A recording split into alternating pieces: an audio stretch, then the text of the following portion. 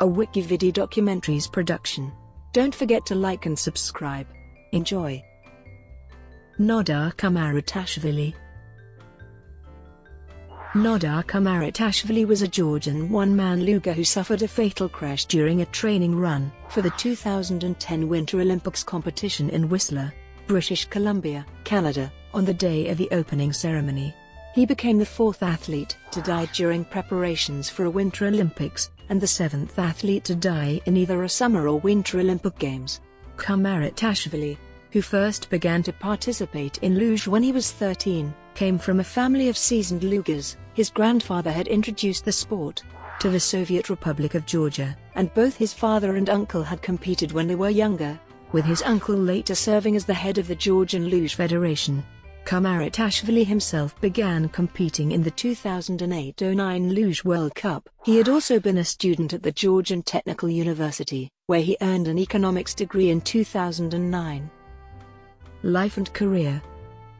Kumaritashvili was born on the 25th of November 1988, in Borjomi, Georgian SSR, present-day Georgia, to David and Dodo Kumaritashvili. He had one sister, Mariam, who was 4 years younger. Kumaritashvili's family had a long association with luge. His grandfather Aliko Kumaritashvili introduced luge to Georgia after first training for it in East Germany. Aliko helped build a primitive luge run in Pokuriani in 1970. A more finished track, funded by the Soviet authorities, was built in 1973. Kumaritashvili's uncle and coach, Felix Kumaritashvili, served as the head of the Georgian Luge Federation, and his father, David, won a USSR Youth Championship when Georgia was part of the Soviet Union, and was a three-time champion at the Spartakiad, once in two-man bobsled and twice in luge. Kumaritashvili grew up in nearby Pokuriani, which is known for its many ski slopes. He enjoyed several winter sports and started luge when he was 13 years old. While attending the Georgian Technical University, where he graduated with a bachelor's degree in economics in 2009, Kumaritashvili maintained a rigorous training and competition schedule. Though his family endured economic hardship, Kumaritashvili attended as many luge events as he could, often driving for days to reach World Cup events. As a devout member of the Georgian Orthodox Church, he prayed at church before every competition. During his first season of competition, Kumaritashvili finished 55th out of 62 competitors at the 2008-09 Luge World Cup, where he was entered in 4 races. He finished 28th out of 32 competitors at the 2009-10 Luge World Cup event at Caesarnaparel in January, which was his 5th and last World Cup event. At the time of his death, he was ranked 44th out of 65 competitors in the 2009-10 World Cup season, and was regarded as one of the best lugers to come from Georgia. By the 31st of December 2009, the cutoff date for luge qualifications for the Olympics, Kumaritashvili was ranked 38th overall. He qualified for the luge men's singles event at the 2010 Winter Olympics, his Olympic debut, by racing in 5 World Cup races over 2 years. Olympic luge track. The venue for the Olympic luge competition, the Whistler Sliding Center, was designed by Udo Gergel and his firm, Ingenieurbüro Gergel of Leipzig, with the final version produced on October 23, 2004. Using the specified track dimensions for a variety of sled entrance and exit trajectories, IBG calculated the speeds and g-forces along each curve of the track. The new curve configurations, rather than the speed, were expected to provide the main challenge. The maximum calculated speed for men's luge was 136.3 km per hour. In February 2005, concerns arose regarding the difficulties posed by Caesarnaparel, the track built for the 2006 Winter Olympics in Turin, Italy. Several serious crashes occurred, prompting calls for physical modifications to that track. The International Luge Federation was concerned that similar modifications might be required at the Whistler track and communicated these concerns to the Vancouver Organizing Committee in March 2005. Uncertainty about the track design persisted into 2006 until the scheduled start of track construction, when it was determined that construction would be based on the original design. After construction, during the track homologation process, The track produced speeds exceeding the design calculations by at least 10 km per hour. Following the Olympic test event in February 2009, Joseph Fent, president of FIL, sent a letter to IBG expressing surprise that a record speed of 153.937 km per hour had been reached, concluding that the designer's calculations were incorrect, and stating that the high speed makes me worry. The letter also said that overstepping this limit would be an absolute unreasonable demand for the athletes.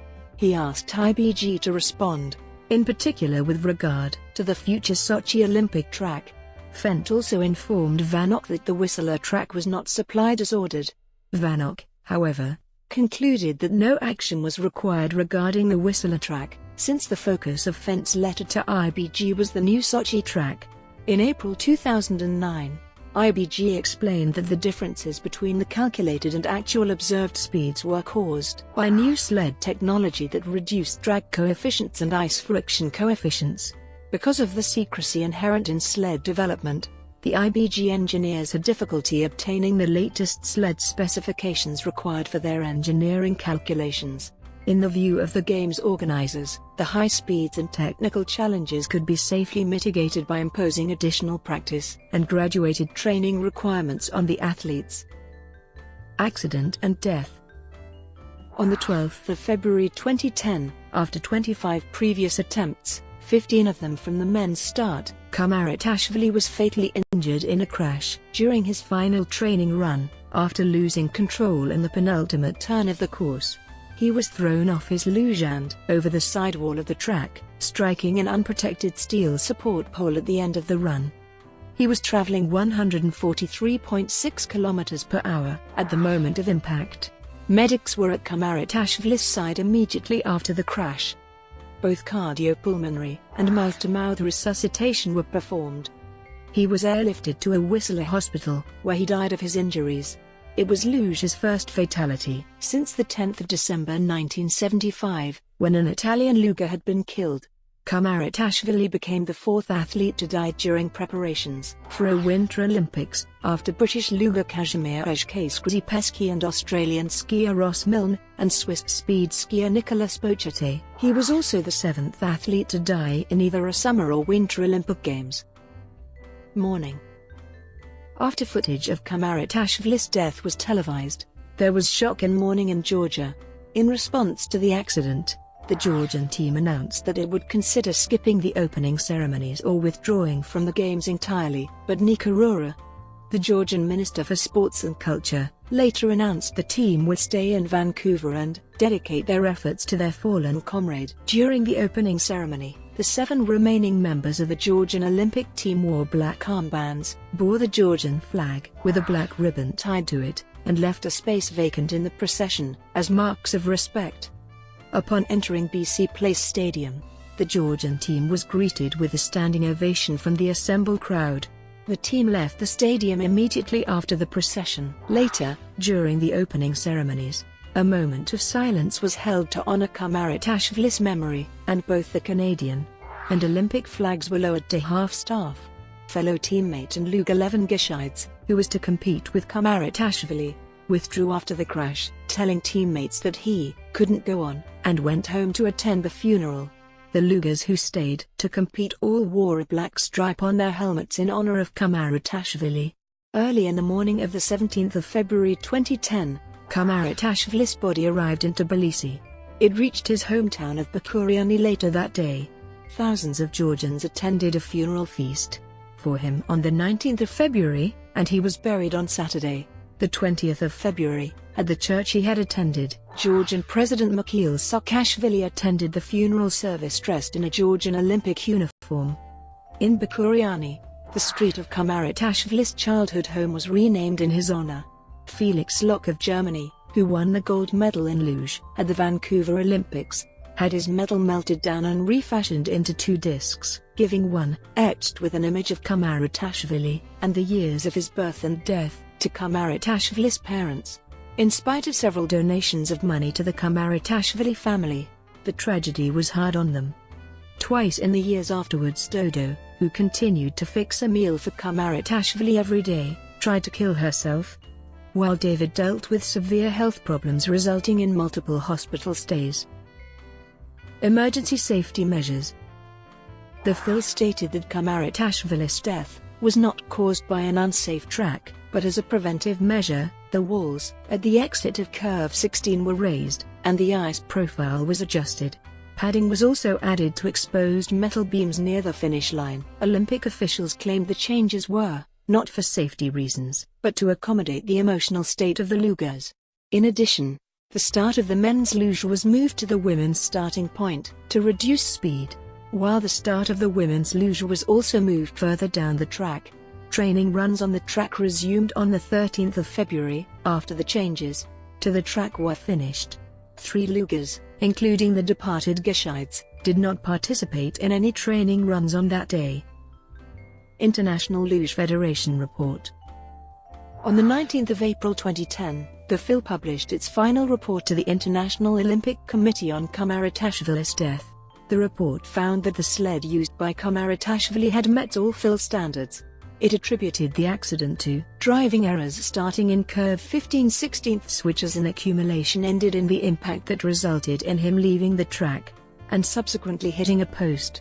This is a tragic result that should not have occurred as a result of an initial driving error. As the sled hit the wall at the curve 16 exit, it catapulted off the track, causing Kumaritashvili to lose control of it entirely. This was a type of accident not seen before, and therefore, with the unknown and unpredictable dynamics of this crash, the calculation and construction of the walls in that section of the track did not serve to prevent the tragedy that happened.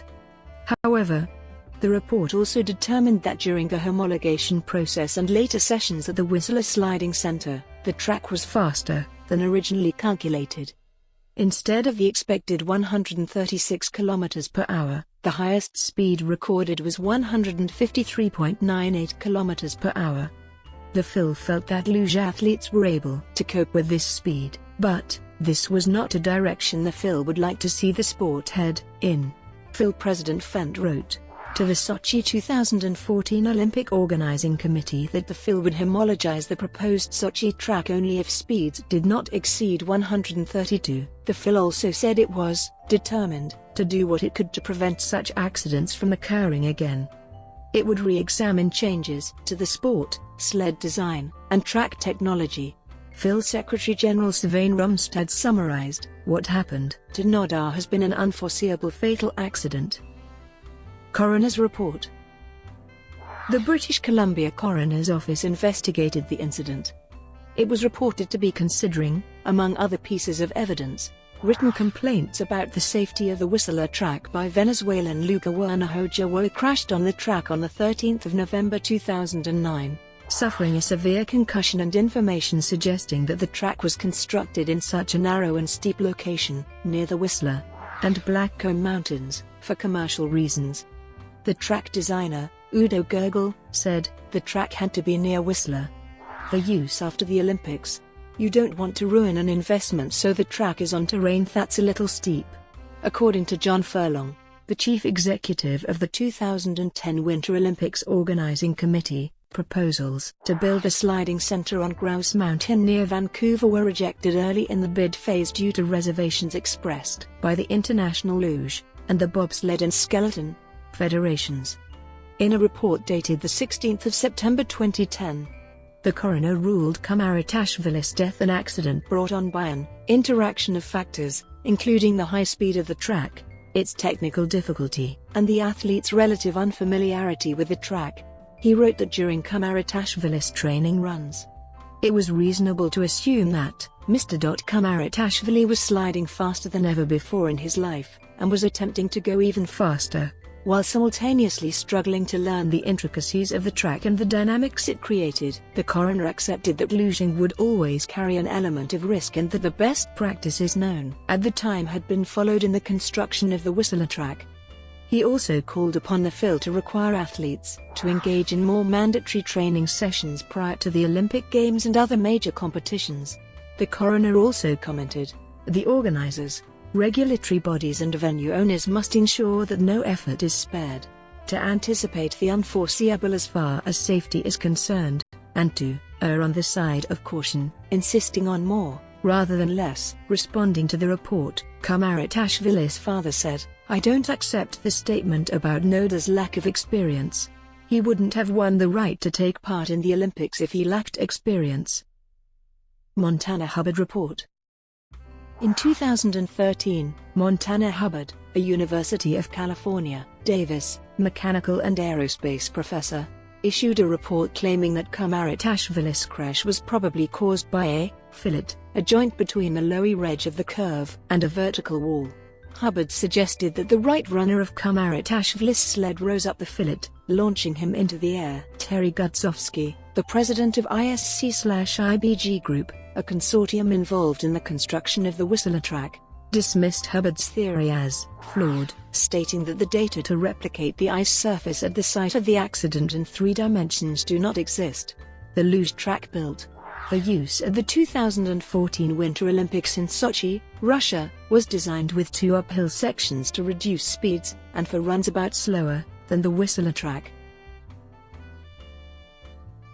Brought to you by WikiVidi documentaries. Would you like to know more?